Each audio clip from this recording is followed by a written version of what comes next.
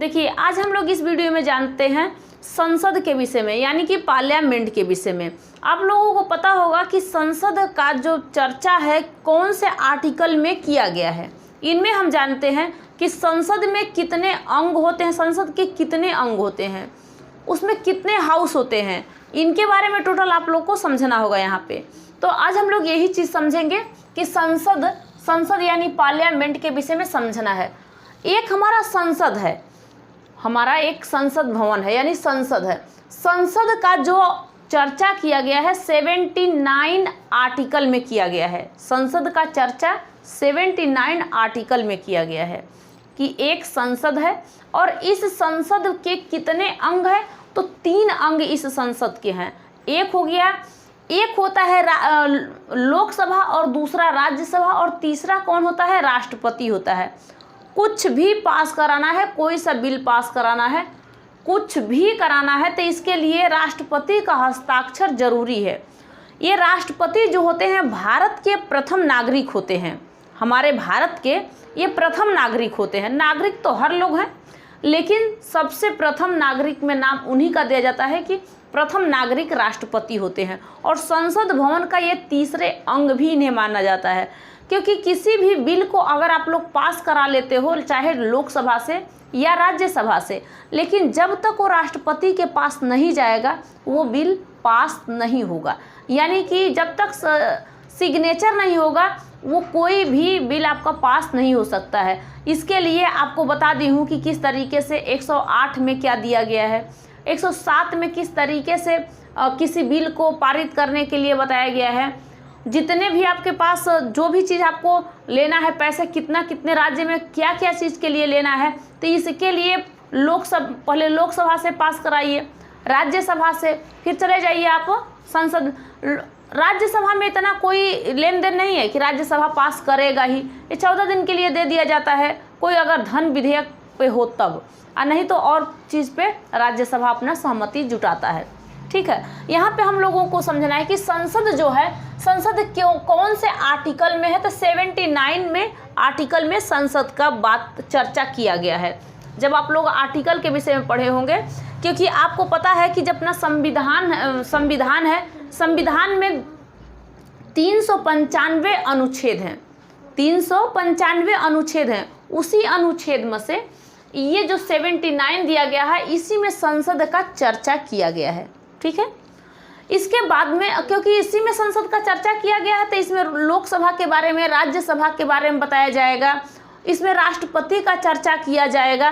तो राष्ट्रपति का पढ़े हो आप कि कौन से आर्टिकल में दिया गया है, लोकसभा कौन से आर्टिकल में है, राज्यसभा कौन से आर्टिकल में है। अब आप बताइए कि राज्यसभा का चर्चा किस आर्टिकल में किया गया है, 80 में है, यस 80 में है। लोकसभा का 81 में, आर्टिकल 81 में लोकसभा का चर्चा किया गया है। तो यही चीज़ आप लोगों को समझना है।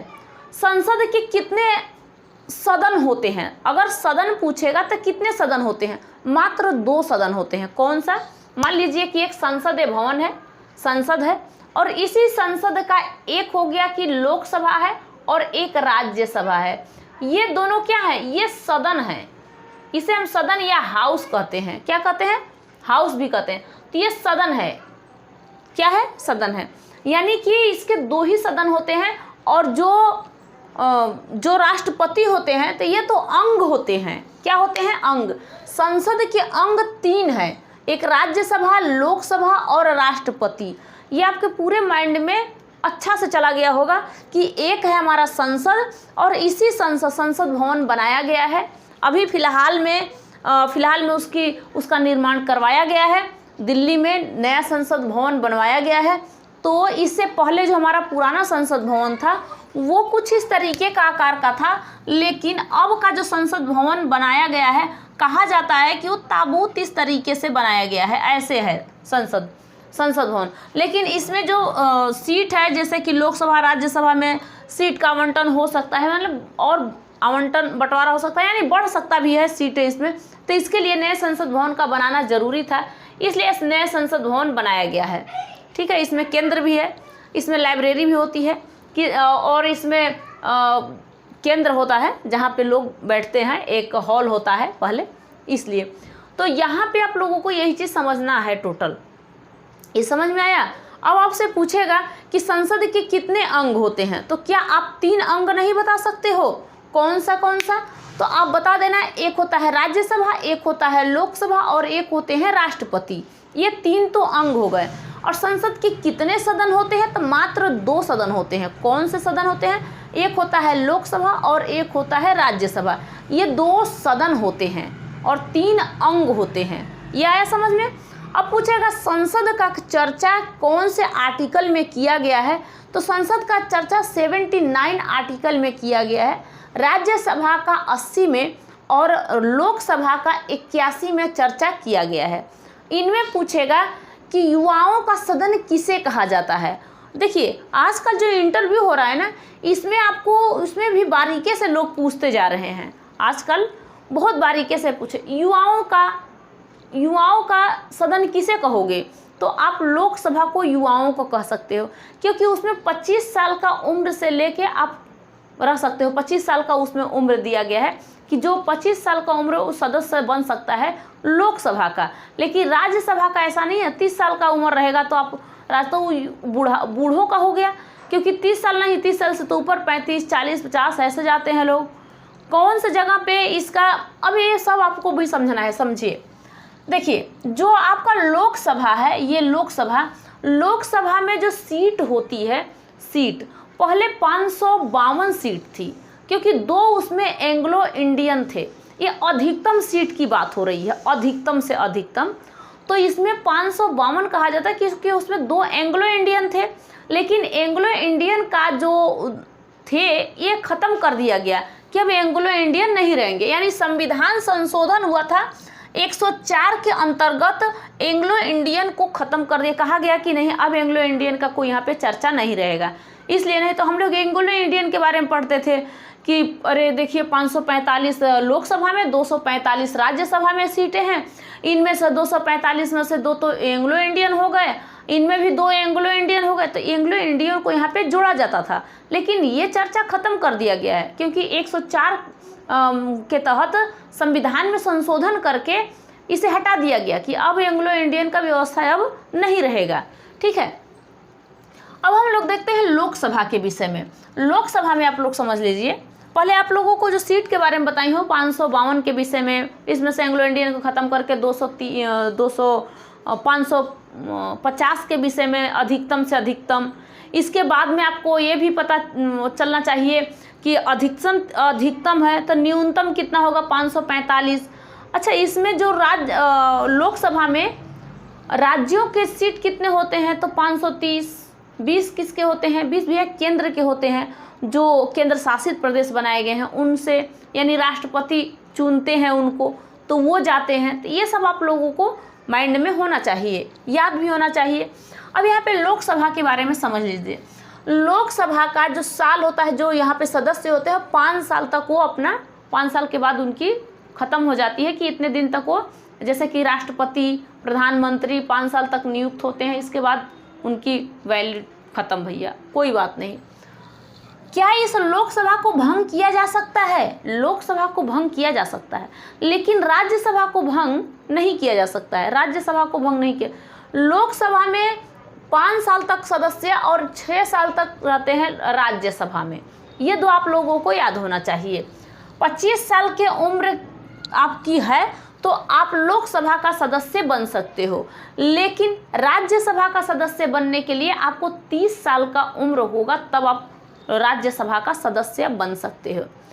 क्या लोकसभा का चुनाव प्रत्यक्ष होता है कि अप्रत्यक्ष होता है? नहीं, ये जो चुनाव होता है प्रत्यक्ष होता है, क्योंकि जनता द्वारा चुना गए लोग हैं। ये जो राज्यसभा में, आपको पता है, कभी आप उपराष्ट्रपति को वोट दिए हो? कभी आप राष्ट्रपति को वोट दिए हो? कोई नहीं दिया है। हम लोग क्या वोट देते हैं? हम लोग किसको वोट देते हैं? हम तो ये चाहे मुख्यमंत्री हो, इन लोगों के बाद विधायक के विषय में, चाहे गांव के मुखिया को, इन लोगों के बारे में देते हैं कि हमें जिताना किसको है, हमें प्रधानमंत्री को, हमें मुख्यमंत्री को, इन लोगों को जिताना। क्या हम लोग जिता सकते हैं उपराष्ट्रपति का, राष्ट्रपति को? राष्ट्रपति का जो वोट होता है, ये वोट जनता नहीं करता है, स्वयं उसी में जो सदस्य हैं, जो लोकसभा राज्यसभा के लोग के, चाहे विधानमंडल के लोग के, ये लोग वोट देते हैं और हम लोग वोट नहीं देने जाते हैं। ये आपके तो माइंड में पूरा क्लियर हो गया होगा। हाँ, अब तो क्लियर हो गया होगा। अब ये जो लोकसभा है इसे निम्न सदन कहते हैं। कौन सा सदन कहते हैं? निम्न सदन कहते हैं। लेकिन उच्च सदन किसे कहते हैं? उच्च सदन कहते हैं इस राज्यसभा को। क्या चीज कहते हैं? उच्च सदन इस राज्यसभा को कहते हैं। अप्रत्यक्ष वोट किसका होता है? राज्यसभा का होता है। लोकसभा का प्रत्यक्ष वोट होता है। क्या लोकसभा में जनता का सदन है? ये भाई देखो, इसका नाम बहुत है, लोकसभा का नाम बहुत है। इसे कहा है निम्न सदन कहा जाता है, इसको जनता का सदन कहा जाता है, इसको प्रथम सदन कहा जाता है। इसे कौन सा सदन? इसे प्रथम सदन कहा जाता है। इसको अस्थाई सदन कहा जाता है और इसको युवाओं का सदन कहा जाता है, क्योंकि इसमें युवा जवान लोग भर्ती हो रहे हैं, यानी कि इसमें 25 साल के लोग हो रहे हैं, तब तो जा रहे हैं उसमें। यहाँ पे जो राज्यसभा है इसको कहा जाता है उच्च सदन। क्या कहा जाता है? उच्च सदन। और यहाँ पे उच्च मतलब ऊंचा भाई, बहुत बड़ा राज्यसभा को, क्योंकि यहाँ पे देखिए, यहाँ पे चर्चित लोगों का सदन होते हैं। कुछ चुने गए लोग ऐसे होते हैं जो कि राज्यसभा में आते हैं, तो इसे चर्चित लोगों का सदन भी कहते हैं। इस उच्च सदन यानी राज्यसभा को क्या कहते हैं? चर्चित सदन कहते हैं, उच्च सदन कहते हैं। इसे द्वितीय सदन कहते हैं, क्योंकि पहला ये वाला सदन हो गया, दूसरा ये वाला सदन हो गया। इसे क्या कहते हैं? द्वितीय सदन कहते हैं। इसे अस्थाई सदन में कहते हैं और इसे कहते हैं बूढ़ों का सदन, यानी कि ये बड़े लोगों का सदन है और यहाँ पे युवाओं का सदन है। तो क्या है, आपको इससे पता चला क्या राज्यसभा भंग हो सकता है? अब आपसे पूछेगा क्वेश्चन, क्या राज्यसभा भंग हो सकता है? राज्यसभा भंग नहीं होता है। क्या लोकसभा भंग हो सकता है? यस, लोकसभा भंग हो सकता है, लेकिन राज्यसभा भंग नहीं हो सकता है। ठीक है। क्या आप लोग राष्ट्रपति को वोट देते हो? नहीं, हम लोग नहीं देते हैं। क्या आप देते हो? नहीं देते हो, क्योंकि राष्ट्रपति को वोट प्रत्यक्ष ना होके अप्रत्यक्ष होता है। उन्हें जनता नहीं चुनता है, जनता जिसे चुना हुआ है वो लोग राष्ट्रपति को चुनते हैं, वो लोग उपराष्ट्रपति को चुनते हैं, हम लोग तो नहीं चुनते हैं। तो इसलिए आप लोगों को पता होना चाहिए कि राष्ट्रपति का वोट हम लोग नहीं करते हैं, यानी कि प्रत्यक्ष वोट नहीं, उनका अप्रत्यक्ष वोट होता है। राष्ट्रपति के वोट के विषय में बताई हूँ आपको कि जितने भी सदस्य जाएंगे और चाहे जितने भी राष्ट्रपति खड़े हैं, मान लीजिए कि एक नहीं 4-5 अगर राष्ट्रपति खड़े हो गए, कि मतलब कि एक राष्ट्रपति ये है, ए वाला एक राष्ट्रपति और बी वाला एक है, सी वाला मतलब किसी का नाम है डी वाला, ये 4 अगर राष्ट्रपति के पद पे खड़े हुए हैं, 4 के 4 अगर राष्ट्रपति के पद पे खड़े हुए हैं, तो इनको जो भी एक सदस्य वोट देने जाएगा, कोई भी इस लोकसभा या राज्यसभा से कोई भी एक सदस्य अगर वोट देने जाएगा, तो ये से ए वाले को भी वोट देगा वो, ठीक है, बी वाले को भी वोट देगा, सी वाले को भी वोट देगा और डी वाले को भी वोट देगा। यानी कि उसका कहना होगा ये कि हम तो पहले पोजीशन पे पसंद कर लिए हम ए वाले को, बी वाले को दूसरे पोजीशन पे पसंद कर लिए, सी वाले को तीसरे पोजीशन पर और डी वाले को हम चौथे वाले पोजीशन पे हमने पसंद कर लिया। यानी कि अगर इसी तरीके से कोई और आया, अगर इसी को 1 पे कर दिया, इसे 2 पे कर दिया, इसे 3 पे, इसे 4 पे, तो इसी तरीके से काउंट किया जाता है कि कौन कितने लोगों को पसंद किया। फर्स्ट पोजीशन पे कौन आया था, फर्स्ट पोजीशन पे 2, और तो ये सेकंड पोजीशन कोई 1 पे 2 पे 3, मतलब एक नहीं बहुत सारे हैं, तो ये लोग वोट देने थे। इस तरीके से राष्ट्रपति का वोटिंग होता है। और हम लोग जानते हैं, हम लोग सिर्फ जो मान लीजिए कि 2-3 खड़े हो गए कि हम 2-3 लोग खड़े हुए हैं, चाहे ए वाला खड़ा है, बी वाला, सी वाला, तो अगर हम लोग वोट देने जाते हैं तो इसी को प्रत्यक्ष कहते हैं। तो हम लोग वोट देने जाएंगे तो इसी को हम पसंद करेंगे कि ना हम कमल पे अगर मारना है, हमें कोई पंजे पे मारना है, हमें किसी चीज़ पे, हमें हाथी पे, किसी चीज़ पे, तो हम उसी पे मार के आते हैं। फिर हम इसे नहीं, अगर हम लोग इसी तरीके से सबको वोट दे दें, पता चला कि हमारा सारा का सारा ये वोट खत्म हो जाएगा। तो हमें इस तरीके से वोट, इसी को हम लोग कहते हैं कि ये प्रत्यक्ष वोट है भैया। और यार अप्रत्यक्ष जो राष्ट्रपति को दिया जाता है, हम लोग नहीं देते हैं। ये लोकसभा, राज्यसभा, विधानसभा, इन सबों के जो लोग होते हैं ये लोग देते हैं, हम लोग नहीं देते हैं। विधायक MP MLA देते हैं वोट।